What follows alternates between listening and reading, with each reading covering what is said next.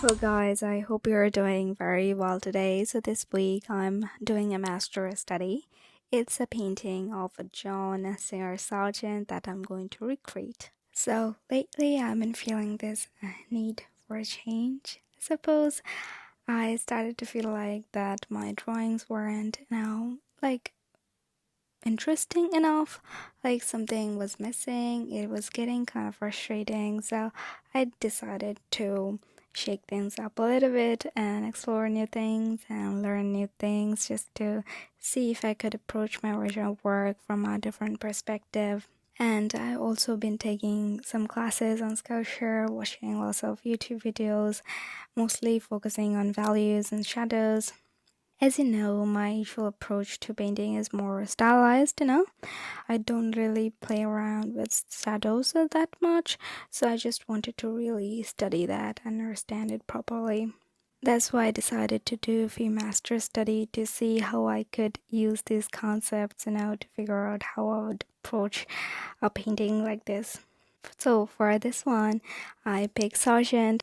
I really wanted to do a voiceover while I was painting this and record every single thought that comes to mind, but that turns out to be too stimulating and I couldn't focus at all, so I just had to stop. So yeah, here we are. So I figured instead I will just talk about what I am feeling currently while I was watching the video itself. So, shall we? So, when I was starting this, I was actually literally terrified. I don't know, I thought I couldn't pull it off. I never really done a proper master study like this before, and well, it's a man. I'm not really exactly best at drawing men, so that was quite intimidating. And on top of that, this was actually my first time doing a light shadow value study like that, so lots of pressure. I guess I just had to stir somewhere, so I did. Yeah, I took Krisong's class, so she finds that starting with the depicting shadows very clearly at the beginning really helps out. So I did exactly that. I started with the shadows. I clearly depicted all the shadow areas. In the original painting, you can see Sargent used pretty dark colors for the shadows, but I decided to use blue, the contrasting color. Because I don't have the sergeant's mastery of color. I felt like if I use brown, it would make the whole painting too muddy for my taste. So yeah, blue it was. After I did the shadows, I did move on to skin tones, but I feel like I made a few mistakes while I was doing the shadows. So in the original painting, you can see the shadow on the other eye actually extend inside the eye a little bit, which gives the whole painting the 3D look, and I completely missed that. I didn't even realize at the time. Anyway, so after I did the shadows, I did move on to the skin tones, and I kind of did it my usual way, even though it turned out kind of well. But that generally matched the actual colors in the original painting. It still ended up towards more my way of doing things, which kind of defeats the purpose of the master study. If I were to do it again, I'd probably tone down the redness on the cheeks. And I guess I was just too nervous to really figure it out at the time. And the original painting, you can see the redness on the cheeks are not prominent at all. It is made prominent, even readable, by just using cooler colors on the cheeks, other part of the skin, other part of the face, I suppose. So yeah, I really completely missed that as well.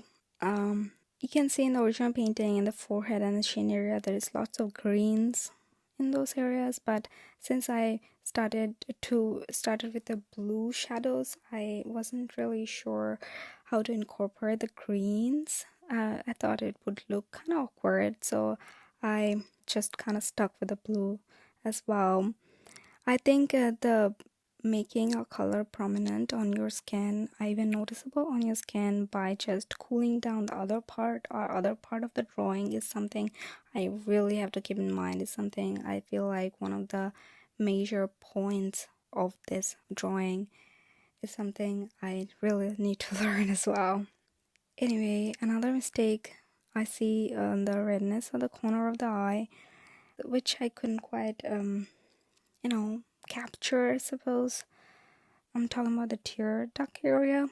Now that I'm doing the voiceover, and originally I felt that I could talk about all the things that was coming to mind when I was painting, but it seems that after it's done, when I'm seeing both the paintings side by side, I can only see all the mistakes I made and what I'd do differently, like how I made the face too red, and in the original it's so much more subtle, things of the nature. I mean, psychologically, it makes sense. I was kind of trying to find comfort zone in something that is totally new to me.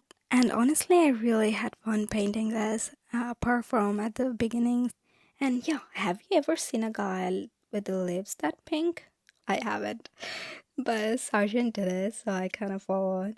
And I really should have used a cooler red, but as I was saying, I've been exploring so much more outside my original works. I've been learning new things, taking classes, and I'm really enjoying it.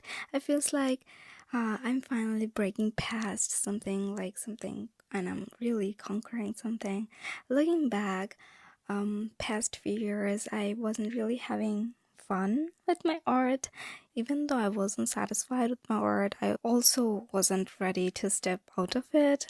There is also the other thing, how I will be perceived if I change. I think now it doesn't really matter as much anymore, because even if I literally change everything about my work, how I approach it, it will still be painted by me. Like this painting, I don't know, just I can feel like I can breathe a little bit easily. Also, I really don't talk about this here, but I lost my father recently, and the last few years has been very, very difficult. And he was really my anchor, and without him, I feel lost. And I think this restlessness in me is kind of manifesting through my art as well. But yeah, I do feel the need to push forward. I want to make progress as an artist, as a person. I really want to be best version of myself, not only as an artist, also in my personal life. Yeah, that is actually my goal this year. I've been painting so much more than usual. I just want to keep going, work even harder, make tons of videos, and also want to document my journey. So, yeah. And this painting, I didn't actually finish it. The hair, the way Sargent just the hair, leaving part of it or the most of it to the viewer's imagination. But I don't think I could ever do that or even want to. Honestly, I love drawing hair. It's actually favorite part. I couldn't skip it for the world. That's why I really love how Alfonso Mucha does hair.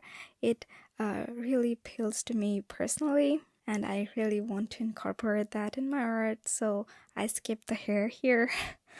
I also didn't finish the background as well. I kind of did hinted at it so that I understand how deeper in the value I need to go in the face. And the eyes, oh my god. It literally changed the whole face. In my opinion, it made him look kinder. Also, I don't know if you guys see it or not, but he kind of looks like Timothy Chalamet. Even in the original painting, if he removes the mustache, it literally looks like him. So, yeah. Anyway, I'm really happy with how this one turned out. Way better than I expected. Maybe because my expectations were so low that everything looks good. Either way, I'm so happy. I'm excited to do more master studies like this with you guys. I think next I will do a study of blind decor. So I'm so very excited for that. So yeah, Alright, that's it for the day, guys. If you have made it this far, thank you so much for watching. I really appreciate you being here. If you enjoyed this, I would love for you to stick around for more. Thank you so much for watching. I will see you in my next one. Bye.